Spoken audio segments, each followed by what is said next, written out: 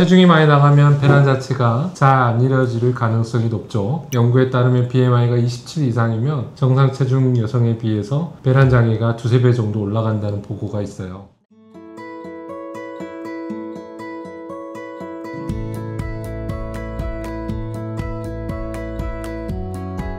안녕하세요. 난임 전문의 이경훈입니다. 안녕하세요. 난임 전문의 이유정입니다. 원장님, 임신을 준비하는 분들 중에서 가장 많이 물어보는 질문이 뭐예요? 저 알 것 같아요. 제일 많이 물어보시는 게 있어요. 살찌나요? 체중에 관련된 질문이 가장 많이 물어보는 거군요. 네, 맞아요. 과체중, 저체중 모두 걱정이 많죠. 맞아요. 너무 마른 체질도 임신에 좋지는 않은데 임신 시도를 하면서 살이 찌는 것에 대한 두려움이 또 가장 큰 것 같아요. 체형은 의외로 호르몬 균형, 배란, 그리고 자궁과 난자 건강에 직접적으로 연결되는 중요한 요소예요. 맞아요. 그래서 오늘은 체중, 과체중, 저체중이 임신과 어떤 관계가 있는지, 남편은 어떤지, 아내는 어떤지, 모두에게 어떤 영향을 미치는지 한번 이야기 나눠봐요. 임신을 준비하고 계신 분들이라면 꼭 알고 계셔야 할 내용이니까 이번 영상도 끝까지 함께 해주세요.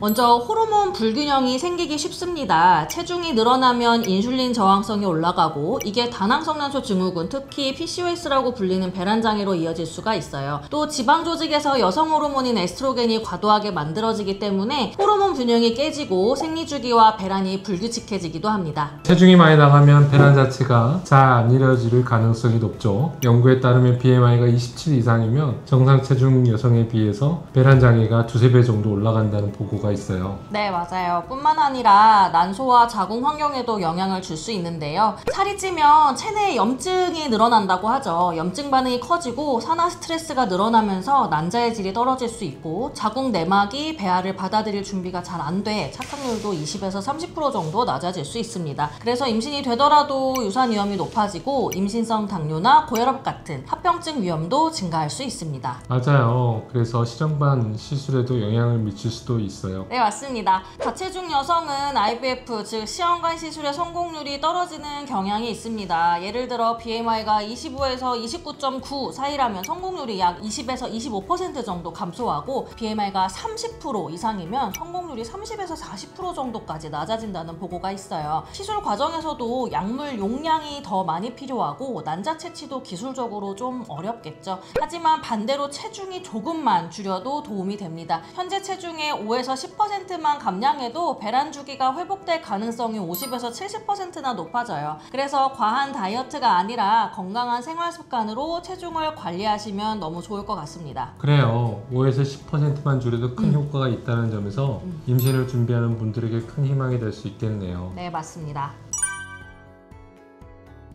반대로 이렇게 너무 많은 사람들도 그러니까 몸무게가 너무 적게 나가는 경우도 문제가 좀 되죠. 네, 맞아요. 저체중인 여성의 몸은 일정량의 지방이 있어야 여성 호르몬, 특히 에스트로겐을 제대로 만들어낼 수 있는데요. 지방이 부족하면 에스트로겐이 줄어들고 그 결과 배란 주기가 불규칙해지거나 아예 생리가 끊기는 경우도 있어요. 실제로 BMI가 18.5 미만이면 배란 장애가 나타날 가능성이 뚜렷하게 높아집니다. 맞아요. 뭐 저번에 제 환자 중에서도 발레리나가 있었는데 몸무게가 진짜 안 나가셨거든요. 그런 경우는 배란도 불규칙해지고 당연히 임신도 좀 어려워지는 것 같아요. 배란뿐만 아니라 자궁 내막도 문제가 될 수 있어요. 에스트로겐이 부족하면 자궁 내막이 충분히 두껍게 자라지 못하기 때문에 수정란이 착상할 공간이 안정적으로 만들어지지 않을 수도 있죠. 그래서 저체중 여성의 착상률이 정상 체중 여성보다 낮고 임신이 되더라도 초기 유산 위험이 상대적으로 더 높습니다. 영양 상태가 좋지 않으면 산화 스트레스도 커지고 난자질도 떨어지기 마련이지 않을까요? 전체적으로 생식 능력도 약해지는 것 같아요. 연구에 따르면 저체중 여성인 경우에 정상 체중 여성보다 한 10에서 15% 정도 낮아진다고 하니까 그렇다면 임신율이 한 50% 정도 된다고 했을 때 한 45% 정도? 이런 정도까지 좀 미세하게 좀 떨어지긴 하지만 좀 유의하게 떨어질 수 있고 그 5%에 자기가 들어갈 수 있으니까 몸무게를 적당한 정상 범위, 즉 BMI 18.5 이상을 만드는 게 정말 중요할 것 같아요.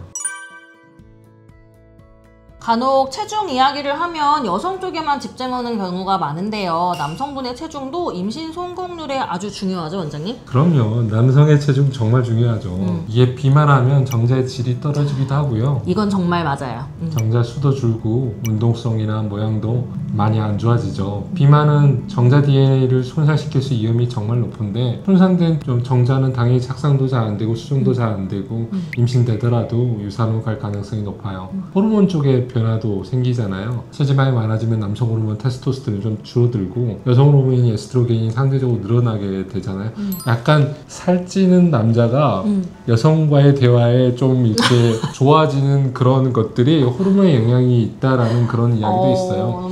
정자의 생산이 제대로 이루어지지 않아서 전반적으로 생식 능력이 약해져요. 실제로 비만 남성인 경우에 파트너가 임신하는데 걸리는 시간도 길어지잖아요. IVF 했을 때도 착상률이나 출산 성공률이 낮게 나타나요. 반대로 남편분이 마른 것도 문제가 되지 않을까요? 네, 저체중 역시 좋지가 않죠. 영양이 부족하면 당연히 호르몬, 테스토스테론 같은 호르몬 분비가 줄고 정자 생산량 자체가 떨어지니까요. 그래서 정자수가 적거나 정액량이 부족해서 임신 가능성이 떨어지기도 합니다. 다만 저체중의 영향은 비만보다는 덜 연구가 되어 있어요. 아무래도 남자의 저체중은 그렇게 많지는 않으니까요. 역시 생식 건강에 부정적인 거는 분명하다고 보시면 되겠습니다. 맞아요. 임신은 여성의 몸만 준비하면 되는 건 아니에요. 남편 쪽 체중과 건강 상태도 정말 중요하죠. 부부가 함께 건강한 체중과 생활 습관을 유지하는 게 임신 성공률을 높이는 가장 확실한 방법이 있죠. 그럼 만약에 부부가 모두 정상 체중이 있다 하더라도 운동을 하느냐 안 하느냐에 따라서 또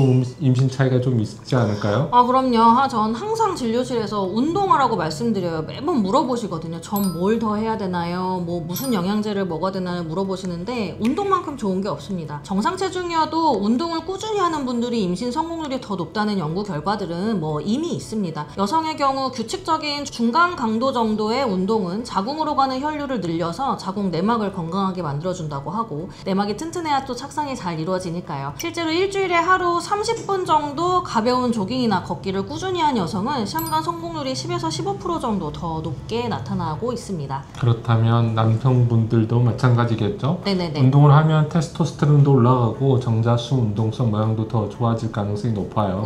DNA 손상률도 줄어들게 되고 그렇다면 당연히 와이프랑 만나서 만들어지는 배아도 건강하게 될 가능성이 높아지죠. 정자가 건강해야지 착상 이후에 임신 유지에도 잘 되기 때문에 아주 중요한 역할을 하는 건 두말할 수 없는 것 같아요. 두 분이서 저녁 먹고 함께 집 근처 공원 30분에서 40분 정도씩 가볍게 뛰시는 걸 추천드립니다. 오늘은 체중과 임신의 관계에 대해서 함께 이야기를 나눠봤어요. 과체중이든 저체중이든 모든 난임과 관련이 있기 때문에 또한 남성분들 체중 역시 중요하고 정자의 질과 임신 성공률에도 중요한 영향을 준다는 점 꼭 기억해 주셨으면 좋겠어요. 그리고 무리하지 않는 선에서 하는 운동도 임신 가능성을 높여주는 아주 중요한 요소라는 것도요. 기본적인 건강관리가 임신 성공을 가는 지름길이다. 그리고 임신을 준비하는 모든 분들에게 오늘 영상도 도움이 되기를 바랍니다. 유정 선생님과 저는 또 다음 영상에서 뵙도록 할게요. 감사합니다. 구독, 좋아요 알림 설정까지 부탁드립니다.